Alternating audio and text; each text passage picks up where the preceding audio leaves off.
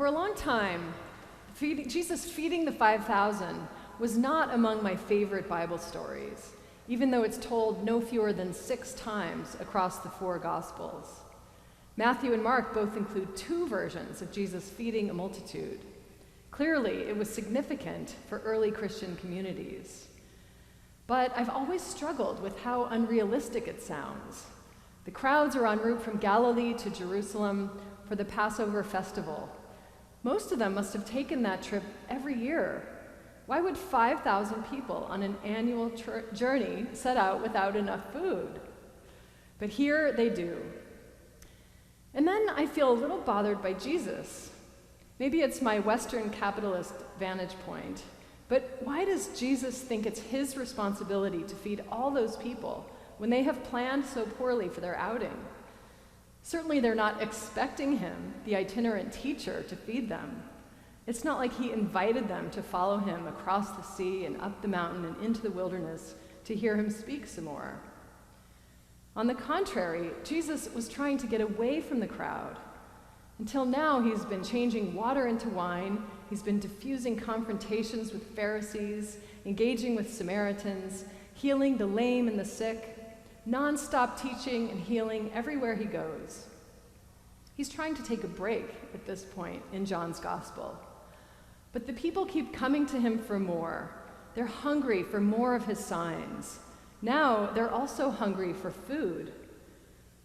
And Jesus never turns his back on hungry people. This simple realization leads me to read this story differently. Jesus never turns his back on hungry people. He takes it upon himself to not only fill their hearts with wisdom, but to fill their stomachs with bread too. Ever the teacher, Jesus gets his disciples involved in the crowd's needs, opening the way for their own minds and hearts to become like his. Where can we buy food to feed all these people? Jesus asks rhetorically. His disciple Philip's mind goes where mine might go. There's no place to buy food, and even if there was, it would cost 6 months' wages. And then there appears a boy who's not like me and not like Philip. He's a sensible boy, or a boy with a sensible mother, who actually packed a lunch. And he steps right up and offers his loaves and 2 fishes. I get the sense the other disciple, Andrew, is being a little sarcastic when he brings the boy to Jesus' attention, maybe to drive the point home that it will be impossible to feed all these people. Nevertheless, the boy really does offer his lunch of bread and fish, and he does so without a word about how small his offering is compared to the need at hand. He expresses not a doubt that Jesus could use it somehow. It's all he has, and to his mind, apparently, it's worth sharing. So Jesus takes him seriously. This is what the mystics might call the Zen mind. It's the opposite of scarcity mentality. Instead, the boy has an open mind, an attitude that anything and everything is possible. He approaches the situation like Jesus does, with his hands open, a loose grip on the small gift he has to offer, a willingness to offer it up in case it might do some good. According to the writer of John, Jesus sees this coming. He must have seen that boy and recognized a kindred spirit. They are a pair of companions in the truest sense of the word. The word companion comes from the Latin roots com and panis, together with bread. A companion is someone who shares bread together with another. It would be tempting to call Jesus a foodie. He did love to eat. He loved to go to dinner parties. But more than that, more than an actual interest in food, he was a true companion. He shared food with others.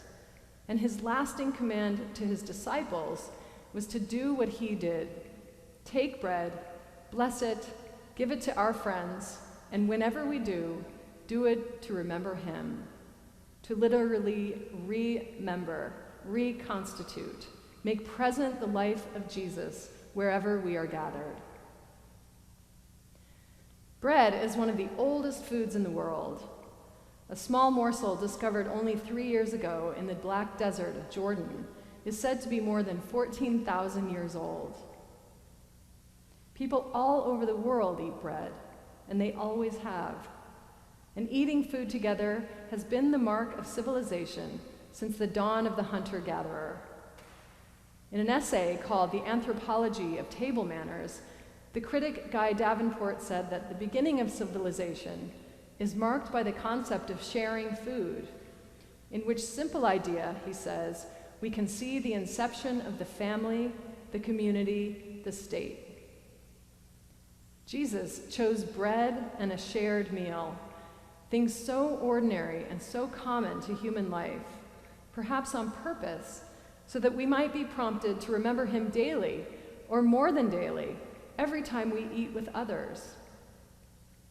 Even though it is mostly in church and in ritual fashion that we enact Jesus' command to break bread together, I'd like to think that Jesus meant for us to remember him every time we share bread or any kind of food with others.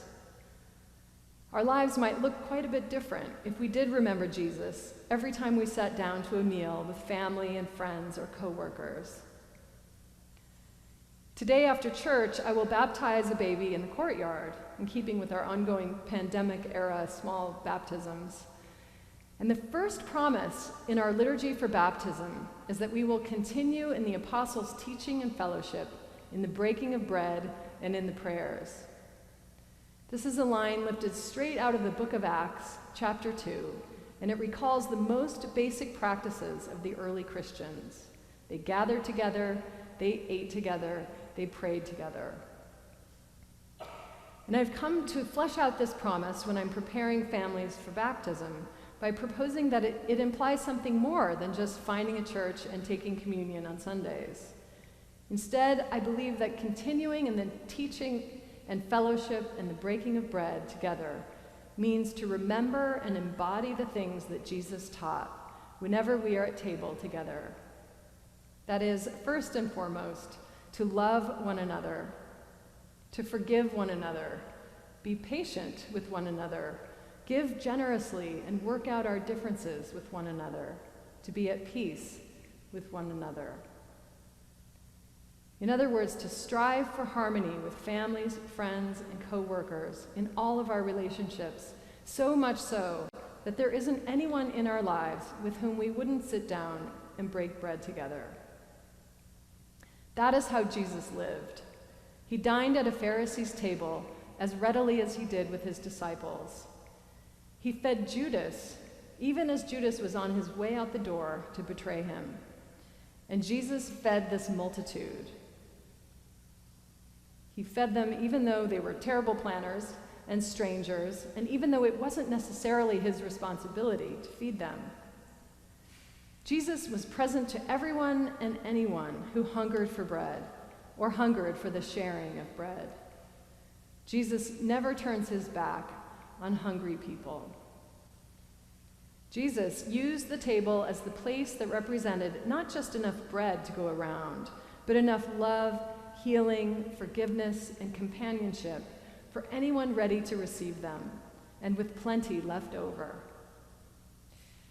Because the table represents the place where the physical hunger and the spiritual hunger meet, the place where physical hunger is met with bread and spiritual hunger is met in the sharing. Both of these hungers are met in the boy who offers his meager loaves and fishes, and that's it. We don't need much. We just need to share what we have, and whatever we have is enough. With Jesus, it's never about quantity of bread we have, but about the quality of sharing that we have. As Ephesians tells us today, God, whose power is at work within us, is able to accomplish abundantly far more than all we can ask or imagine, with whatever gift we offer to share with others. None of us can work miracles without the power of God working through us, but when we share what we have, however little or a lot, miraculously, that will be enough.